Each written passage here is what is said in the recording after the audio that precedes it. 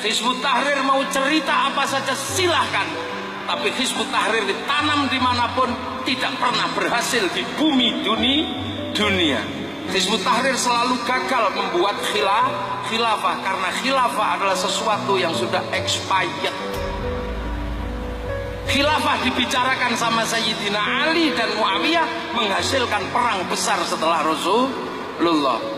Maka kemudian ketika Taqiyuddin An-Nabhani mencoba membicarakan khilafah di Palestina, tolak. Berbicara di Qatar, tolak. Yordan ditolak, kemanapun ditolak. Akhirnya menelan ludah sendiri, mengkafirkan negara kafir, tapi dia hidup di Inggris, negara kafir yang dipimpin oleh perempuan. Sampean mau ikut yang itu? Sampah kok diikuti.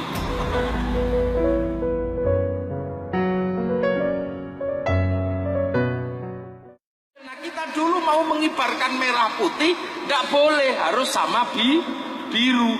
Tapi aslinya Indonesia cuman merah putih. Maka kemudian untuk mempertahankan merah putih yang tidak boleh berkibar di atas tiang, oleh para ulama dikibarkan di atas hubungan rumah. Ketika bangun rumah, merah putih ditaruh di atas rumah. Belanda curiga, tiang rumah dikasih kelapa, tiang satunya dikasih padi, tiang satunya dikasih tebu, tiang satunya dikasih pisang.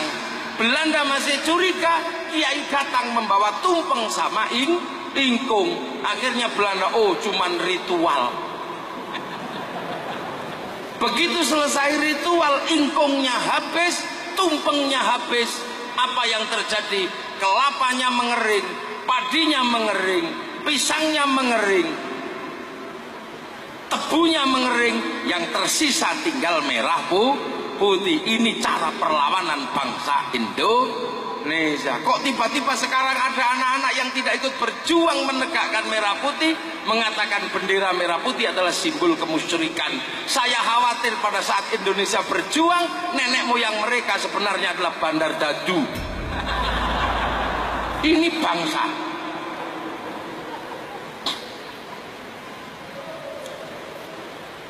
Kita nggak boleh main-main kalau sudah urusan bangsa. Maka sekarang kita lihat dunia sedang menata bangsa. Sekarang mereka mau cerita apa saja, dunia semakin terbuka. Hizbut Tahrir mau cerita apa saja silahkan, tapi Hizbut Tahrir ditanam dimanapun tidak pernah berhasil di bumi dunia. Hizbut Tahrir selalu gagal membuat khilafah karena khilafah adalah sesuatu yang sudah expired.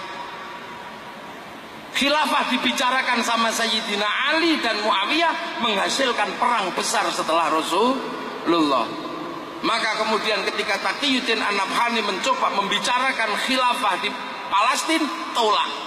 Berbicara di Qatar, tolak. Yordan ditolak, kemanapun ditolak. Akhirnya menelan ludah sendiri, mengkafirkan negara kafir, tapi dia hidup di Inggris, negara kafir yang dipimpin oleh perempuan. Sampean mau ikut yang itu? Sampah kok diikuti. Salafi mau cerita apa kebaikannya? Terserah. Tapi dibawa ke Afghanistan menjadi Taliban, dibawa ke Suriah menjadi ISIS, bawa ke Indonesia menjadi teroris. Tapi kita tunggu, sekarang dunia sedang menerima gerakan besar namanya Nahdlatul Ulama. Karena Nahdlatul Ulama sudah menyelesaikan urusan-urusan keagamaan dan sekarang sudah berbicara masalah bangsa. Yang lain masih berbicara jenggot, kita sudah berbicara bangsa. Kenapa? Semua punya pengalaman. Bangsa ini dibawa ke kiri oleh PKI tidak bisa, dibawa ke kanan oleh Masumi juga tidak bisa, karena bangsa ini memang takdirnya di tengah-tengah. Dalam situasi seperti ini, mari kita belajar bersama-sama pada Malaysia. Malaysia, ajaran agama apapun mengancam bangsanya, keluarkan dari Malaysia. Dan sekarang Malaysia sudah mulai mengajarkan anak-anak Malaysia agar mengerti bangsanya. Maka anak-anak Malaysia dari kecil sudah diajarkan perbedaan berbangsa, bernegara. Mereka bikinkan film Melayu namanya film Upin Ipin. Si Upin dan si Ipin adalah anak Melayu. Dia harus tahu bahwa Malaysia elemennya sebagian besar ada orang India. Agar si Upin Ipin tahu ada India di Malaysia, bikinkan tokoh namanya Jarjit. Di Malaysia suka tidak suka, elemen masyarakat Cina juga sama kuat. Agar si Upin dan si Ipin paham dari kecil, bikinkan tokoh Cina namanya Mei. Agar tahu bahwa anak-anak Indonesia sudah mulai bangkit di Malaysia, agar si Upin si Ipin tahu, bikinkan film yang namanya Upin Ipin, kasih tokoh namanya Susanti. Ini perjuangan kebangsaan. Malaysia, Amerika tahu, Amerika itu bangsa urban, tidak punya spiritualitas karena dia urban dari Spanyol dan Inggris. Pasti dia akan sadar bahwa ketika materialisme sudah direngkuh, pasti akan gersang spiritual. Amerika melihat bahwa negara yang punya basis spiritual adalah negara Cina.